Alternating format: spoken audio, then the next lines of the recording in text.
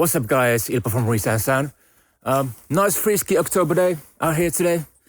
A bit cold, so I think you want to join me in the studio. We'll check out Wavesfactory Spectre.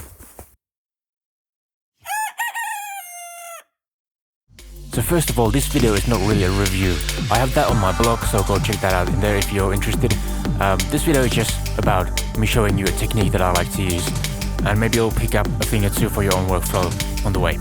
By the way, these presets and the other presets that I've made are available via Patreon.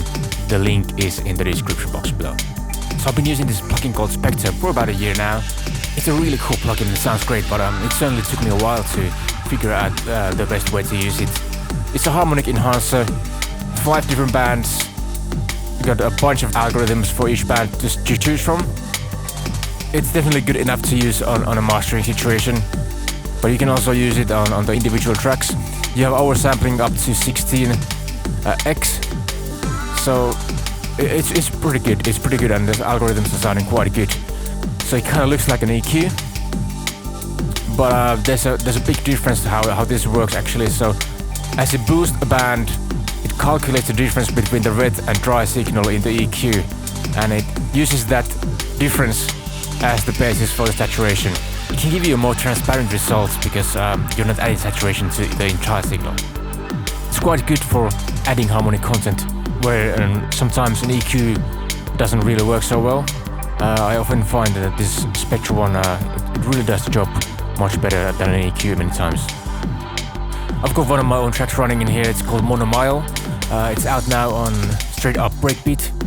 So if you like it, it's available on vinyl as well as digital. I'll put the link down below. It's on an EP of mine called Hidden. So I've got the pre-master running in here, and I figured let's do an experiment. I've got this EQ here. I'm gonna turn it on. I'm taking out some of the lows and some of the highs.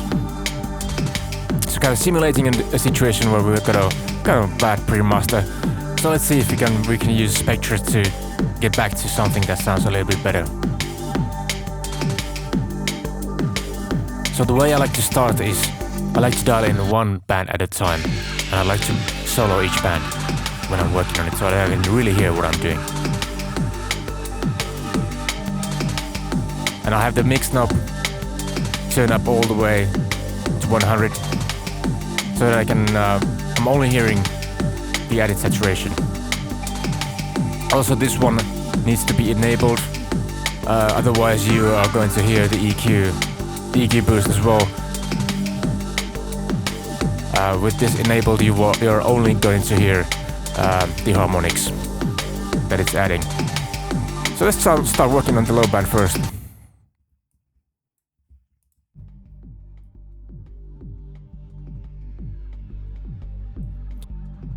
So sometimes I just gonna flick through all the algorithms. Sometimes then I just kind of know what's gonna work with what. In this case, I'm gonna go with the tape because that usually works really well with the low end and adding sub bass.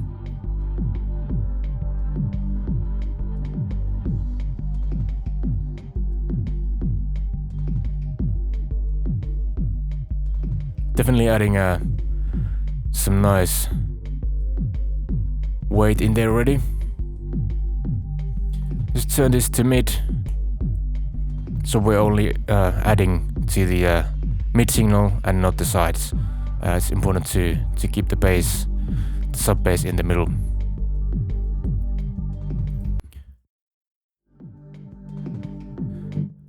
For this band, we're gonna go a bit higher.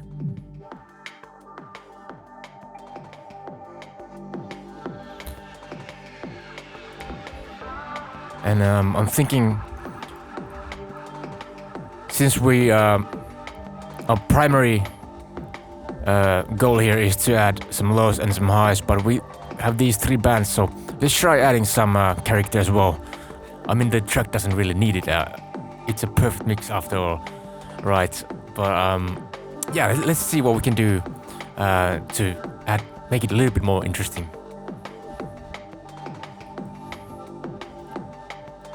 You definitely want to go with something a little bit crunchy.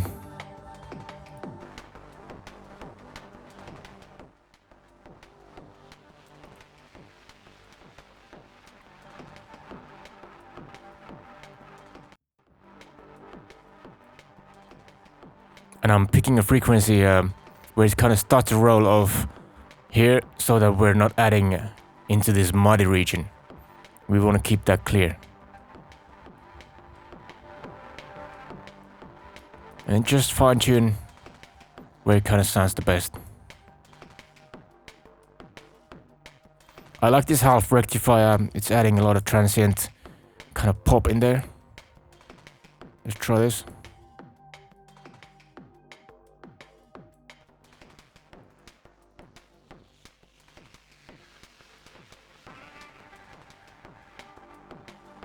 But you see how easy it is to hear what you're doing and how precisely you can really fine tune the processing here. Right, so let's use this one.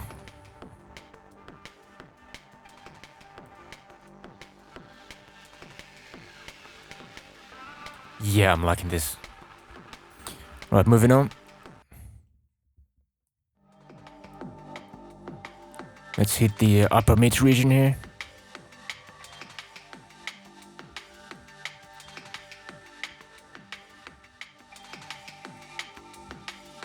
Sounding nice already. I quite like this solid algorithm.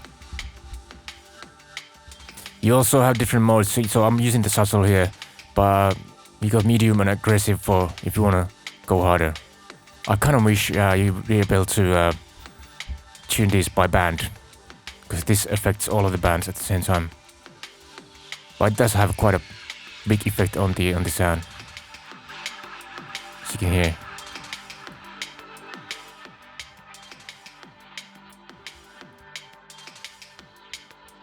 So over here it's starting to sound a bit harsh maybe, so we'll keep it somewhere around here.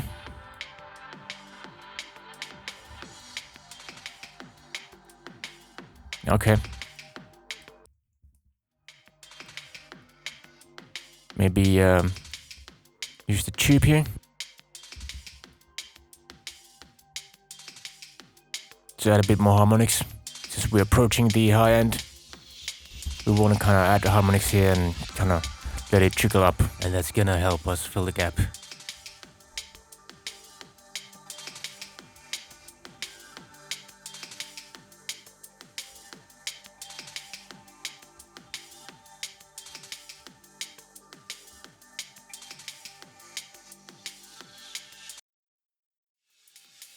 Right, so moving on for the top end shelf here, and we'll start with solid. Select the transformer type, but there's other options we can try as well. Let's just try what happens actually with when we go for diode. It's quite nice actually sometimes for transients in the top end. You can see how it's adding some of those distorted transients. Yeah, it's quite nice for some types of situations. But here we're just gonna roll with this one because we need to get that air going.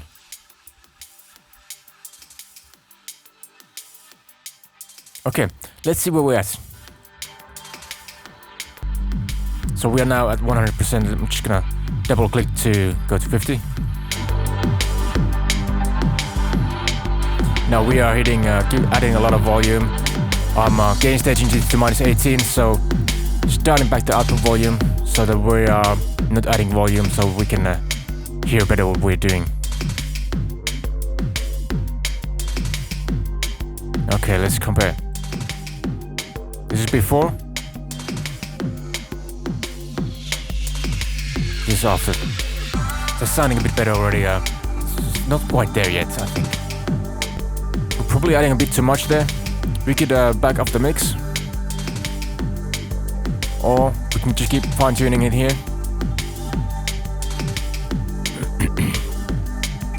Might maybe add a little bit more of that crunch over there in the mids.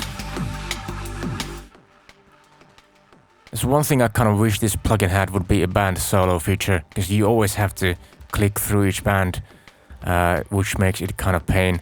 So I would love to have a band solo, so you could solo each band and go to 100% mix, so you can hear each band in separation. Now you have to always kind of dial this back to 100 and then just dial it back to wherever you were. It's a bit of a pain. Also, I think it's missing some kind of metering. So I would love to have input and output metering. As you can see, I'm using an external meter here. Would love to have input good, maybe a VU meter style, so that you can make sure you're not adding gain. Or if even they could add an auto gain feature, that would be cool.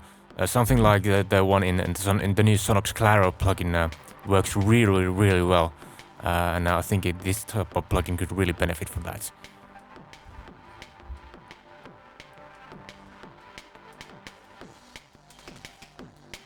I'm liking this. Right.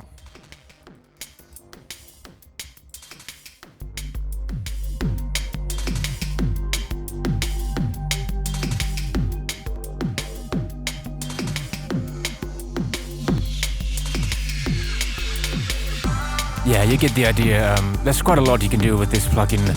It's quite deep once you start really working out the different types of saturation and applying it to mids in the sides and all that stuff. You can even try the different saturation types here.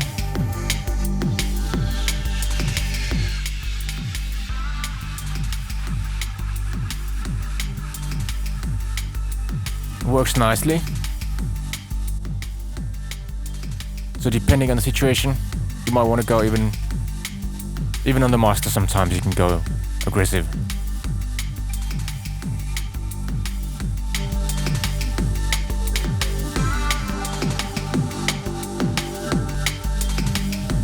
Alright, so that's what I wanted to show you today. As I said, I've got some presets. They're all gain stage to -12 or -18, and I'm sharing them with my patrons.